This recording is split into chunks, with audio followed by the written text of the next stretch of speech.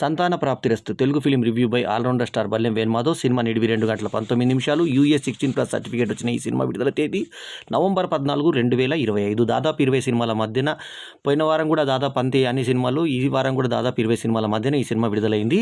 Shiva release, కాంతా release ఈ సినిమాకు కొంచెం ఎఫెక్ట్ పడ్డాయి, కానీ సినిమాలో మంచి విషయం ఉంది. ఈ సినిమా ఫస్టే నేను చెప్పేస్తున్న దీని యొక్క rating 3.75/5 is my review rating. Vennela Kishore ఈ సినిమాకి యాడెడ్ అడ్వాంటేజు.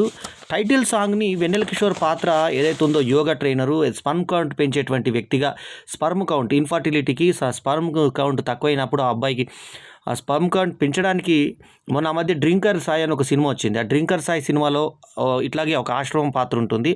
ఆ పాత్రను ఒక ప్రముఖ నటుడే పోషించాడు. అదే పాత్రను అదే టైప్ స్టీరియో టైప్ సాంగ్ సిచ్యువేషన్లో ఇందులో కూడా అట్లాగే ఒక ఆశ్రమం ఉంటుంది, అందులో నేర్పించేది. ఇందులో ఈయన డాక్టర్ బ్రహ్మరంగా నటించాడు, సమరం లాగా బ్రహ్మరం అని పెట్టారు. సో ఇంకో సినిమాలో కూడా ఇట్లాంటిదే వచ్చింది, ఆశ్రమం ఉంది. ఇది 3వ రిపిటేషన్ వచ్చినటువంటి క్యారెక్టర్. సో క్యారెక్టర్లో మనకు కొత్తదనం కనబడదు, కానీ వెన్నెల కిషోర్ చేశాడు కాబట్టి మనకు బాగా అనిపిస్తుంది. కానీ దర్శకుడు ఇంకేం చేయాల్సిందంటే ఇతనికి ఒక సాంగ్ ఇచ్చారు, టైటిల్ సాంగ్, అది బాగుంది. ఆ సాంగ్ అతను ఇంట్రడక్షన్ చేసినప్పుడు ఎక్కడికి వెళ్ళాలి అన్నప్పుడు వెన్నెల కిషోర్ డాక్టర్ బ్రహ్మరావు దగ్గరికి వెళ్ళాలన్నప్పుడు అతను ఓపెన్ చేయడమే జూమ్ బ్యాక్ చేసి అతని మీద ఈ పాట వేయాల్సింది. కానీ ఎండ్ టైటిల్స్లో వేయడంతో ఆల్రెడీ స్క్రోలింగ్ టైటిల్స్లో సగం జనం బయటికి వెళ్ళిపోయారు అప్పటికే. సో పాట మాత్రం చాలా బాగుంది. సింగర్ కానీ పరప్ప అంటూ ఆ రికార్డింగ్ పాటలో ఆ కోరస్ కానీ చాలా బాగుంది ఆ పాట. ఆ పాట ఏంటంటే సంతాన ప్రాప్తిరస్తు శుభమస్తు అవిఘ్నమస్తు సంతాన ప్రాప్తిరస్తు దీవిస్తూ అంటూ సాగుతుంది. ఈ పాట దీవిస్తూ తర్వాత ఆల్ ద బెస్ట్ అంటూ. సో ఈ పాట చాలా బాగా వినడానికి బాగా అనిపించింది. బయటికి రాగానే హమ్మింగ్ లాగా, ఈ మధ్యలో చాలా తక్కువ పాటలు వస్తాయి హమ్మింగ్, పాడుతున్నానంటే హమ్మింగ్ చేసేటువంటి పరిస్థితి ఉందా అని అర్థం కదా పాటకి. సో సంతాన ప్రాప్తిరస్తు శుభమస్తు అవిఘ్నమస్తు సంతాన ప్రాప్తిరస్తు ఆశీర్వదిస్తూ ఆల్ ద బెస్ట్ అంటూ సాగే పాట ఆకట్టుకునే విధంగా సాగుతుంది పాట. తర్వాత ఇంకొక పాట కూడా ఇందులో ఆకట్టుకునే విధంగానే ఉంది. ఆ పాట ఇతను ప్యాథోస్ లాగా డల్గా ఉన్నప్పుడు వచ్చేటువంటి పాట మరచి అని ఒక సాంగ్ ఉంటుంది. ఆ సాంగ్ కూడా బాగుంది. ఇంకో సాంగ్ కూడా, మొత్తానికి సాంగ్స్ మాత్రం మంచి పాటలు, బాగా ఆకట్టుకునే విధంగా సాగి సినిమాకి బాగా ప్లస్ పాయింట్ అయినాయి ఈ పాటలు.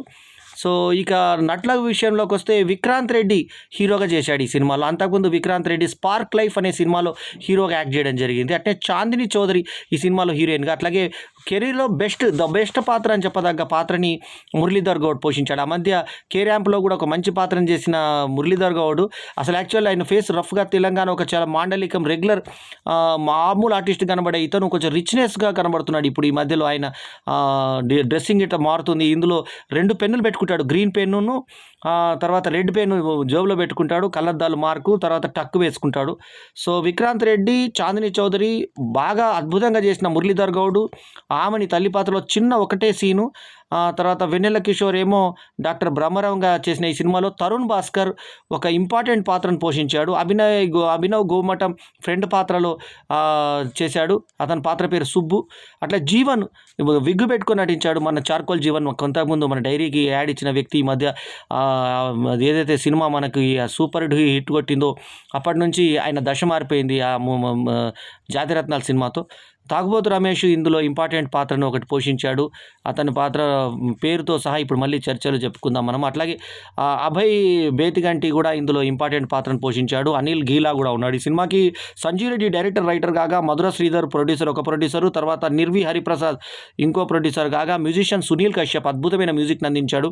అట్లాగే మహిరెడ్డి పండుగల ఈ సినిమాకి సినిమాటోగ్రఫీ చేయగా, అజయ్ అరసదా బ్యాక్గ్రౌండ్ స్కోర్ అద్భుతంగా అందించాడు. ఇక ఈ సినిమాలో కొన్ని మెయిన్ ఇంపార్టెంట్ చెప్పుకోవాలంటే ముఖ్యంగా తాగుబోతు రమేష్ పాత్ర మనల్ని ఆకట్టుకునే విధంగా సాగుతుంది. అతను వచ్చేసి మేము డ్రింకర్ మేట్స్, గ్లాస్ మేట్స్ అని చెప్పి అంటాడు. ఒకే ఒక సీన్ అయినా ఆకట్టుకునే విధంగా అతని పేరు, అదే టైటిల్, అతని క్యారెక్టర్ పేరు కానీ అది కానీ చాలా ఆకట్టుకునే విధంగా మనల్ని ఆకట్టుకుంటాయి. సో బాగా చేశాడు అతను వస్తూనే మనకు నవ్వులు పూయించాడు.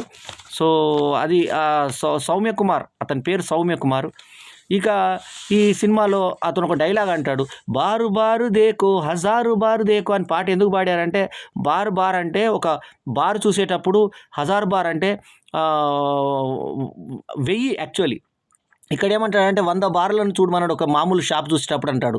అంటే హజార్‌ని 100నా 1000 అని కూడా తెలియకుండా డైలాగులు రాసుకున్నారని అర్థమైంది. సరే అతను తాగుబోతు క్యారెక్టర్ కాబట్టి అతనేదో పిచ్చిగా మాట్లాడాడన్న ఫిలాసఫీలో కూడా మనం ఒక లాజిక్‌లో తీసుకుంటే కూడా ఓకే.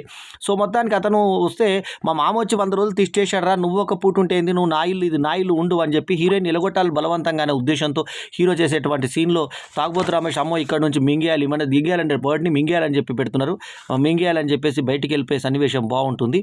అట్లాగే ఇతనికి పిల్లలు పుట్టరు అన్న సంగతి డాక్టర్ దగ్గరికి వెళ్ళినప్పుడు కన్ఫర్మేషన్ అయినప్పుడు స్పర్మ్ కౌంట్ తగ్గుతుంది అన్నప్పుడు ఆ విషయం వేరే వాళ్ళకి చెప్పకంటే వీళ్ళ ఫ్రెండ్స్ సుబ్బు అందరికి చెప్తుంటారే, నువ్వు ఫేక్ సర్టిఫికేట్ పెట్టుకొని జాబ్ తీసుకున్నావు అన్న సంగతి నేను అందరికి చెప్తాను, నా గురించి చెప్తే అంటే తోటి వాళ్ళు నా అందరి వాళ్ళ పిల్లలు పుట్టడం పెద్ద విషయమా, మీ మీ భార్య గర్భవతి అయితే ఏంది, నువ్వు ఇక్కడే పనిచేయి అన్నప్పుడు నీవు పిల్లలు పుడతారా అన్నప్పుడు కార్లు పట్టుకొని కొట్టుకుంటే ఇతను టేక్ ఏ బ్రేక్ అని చెప్పి తన ఉద్యోగంలోంచి తాత్కాలికంగా విరమణ చేయడం. ఇతను యాక్చువల్లీ పెళ్ళాం వచ్చినప్పుడు ప్రాజెక్ట్ మేనేజర్ అయినప్పుడు ఆమెను ఎత్తుకొని ఎంతో సంతోషపడ్డ అతను ఎంతో బాధగా ఇంటికి రావడం, తర్వాత మామకి విషయం తెలిసిన తర్వాత ఇన్ని రోజులు మోసగానివే అనుకున్న, మొగాడు కూడా కాదని తెలిసింది అని చెప్పి అతను అన్నప్పుడు బాధగా ఉండి ఇక భార్యను ఎట్లయినా ఎలగొట్టు, నువ్వు మా కూతుర్ని మా ఇంటికి పంపుతావా లేదా అని చెప్పి అన్నప్పుడు ఎంతో బలవంతంగా ఆమెను పంపించేసి బాధపడ్డటువంటి సందర్భంలో అక్క బావ, ఇతనికి హర్షవర్ధన్ ఒక బావ అక్క ఒక కూతురు ఉంటారు, వాళ్ళు వచ్చి ఇంట్లోకి వచ్చి ఇతను తాగి కింద పడిపోతే వచ్చి అవదార్చి ఒక్కసారి వెళ్ళి మాట్లాడరు అమ్మాయితోటి అని చెప్తే, వద్దు నేనే పంపించాను అమ్మాయి ఇట్లా అక్క జరిగింది ఇది విషయం అని అన్నప్పుడు